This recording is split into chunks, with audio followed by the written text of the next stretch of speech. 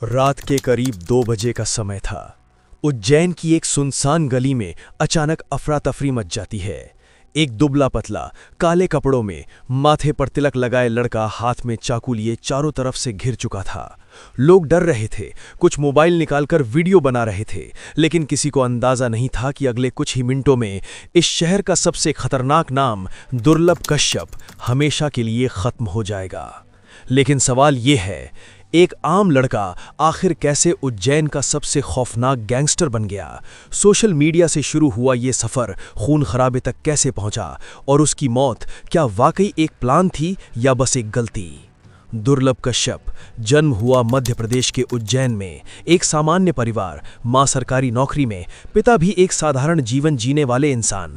बचपन बिल्कुल आम था, ना कोई बड़ा क्रिमिनल बैकग्राउंड, ना ही कोई ऐसा संकेत कि ये लड़का आगे चलकर अपराध की दुनिया में जाएगा। लेकिन हर कहानी में एक मोड़ होता है, और दुर्लभ की जिंदगी का मोड़ आया किशोरावस्था में। स्कूल के दिनों में दुर्लभ धीरे धीरे बदलने लगा। उसे फिल्मों का शौक था, खासकर गैंगस्टर और डॉन वाले किरदार। वो उनके स्टाइल को कॉपी करता, उनकी तरह कपड़े पहनता, और धीरे धीरे वो उस दुनिया को जीने लगा जहां ज्यादातर लोग सोशल मीडिया का इस्तेमाल मनोरंजन के लिए करते हैं। वहीं दुर्लभ ने इसे बनाया डर फैलाने का हथियार। उसने फेसबुक पर एक प्रोफाइल बनाई जिसमें उसने लिखा, नाम दुर्लभ कश्यप, काम लोगों को डराना, शौक गुंडागर्दी। उसकी फोटो काले कपड़े, माथे पर तिलक, आंखों में गुस्सा। धीरे धीरे उसकी पोस्ट वायरल होने लगी।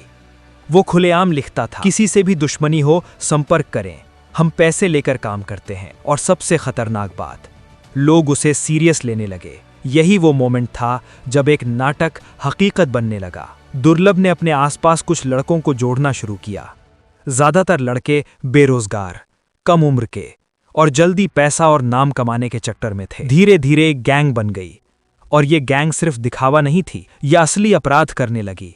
छोटी छोटी मारपीट, धमकी देना, पैसे वसूलना। उज्जैन के कुछ इलाकों में लोग उससे डरने लगे। नाम सुनते ही लोग रास्ता बदल लेते, और यही डर दुर्लभ की सबसे बड़ी ताकत बन गया। अब तक जो सब सोशल मीडिया पर था वो असली दुनिया में बदल चुका था। दुर्लभ और उसकी गैंग ने कई झगड़े किए, लोगों को धमकाया, और इलाके में अपनी हुकूमत बनाने की कोशिश की। पुलिस के रिकॉर्ड में भी उसका नाम आने लगा, लेकिन उम्र कम होने की वजह से उसे ज्यादा सख्त सजा नहीं मिलती थी, और यही गलती उसे और ज्यादा खतरनाक बना रही थी।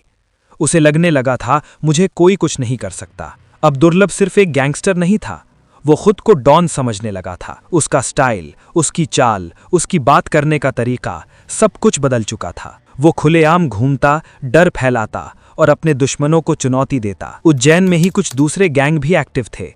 दुर्लभ की बढ़ती पावर उन्हें खटकने लगी। छोटी छोटी बातों पर झगड़े शुरू हुए, और धीरे धीरे ये झगड़े खून तक पहुंच गए। अब ये सिर्फ अहंकार की लड़ाई नहीं थी, ये जिंदा रहने की लड़ाई बन चुकी थी। 6 सितंबर 2020, उज्जैन, रात का समय। दुर्लभ कश्यप अपने कुछ साथियों के साथ बाहर था। उसे खबर मिली उसके दुश्मन पास ही मौजूद हैं, और यहीं उसने सबसे बड़ी गलती की। भागने के बजाय उसने हमला करने का फैसला किया। दोनों गैंग आमने सामने आ गए। पहले बहस, फिर गाली, और फिर चाकू निकल आए। कुछ ही सेकंड में पूरा माहौल खून से भर गया। दुर्लभ ने भी हमला किया, लेकिन इस बार सामने वाले ज्यादा थे और ज्यादा तैयार थे। कुछ ही पलों में दुर्लभ पर कई बार किए गए। वो जमीन पर गिर पड़ा। आसपास लोग थे, लेकिन कोई आगे नहीं आया। और वहीं उज्जैन का सबसे खौफनाक नाम खत्म हो गया। जब खबर फैली, पूरा शहर हिल गया।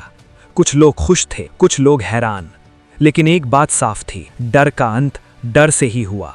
पुलिस ने जांच शुरू की, कई लोगों को गिरफ्तार किया गया, लेकिन दुर्लभ कश्यप अब सिर्फ एक कहानी बन चुका था। एक लड़का जो कुछ और बन सकता था।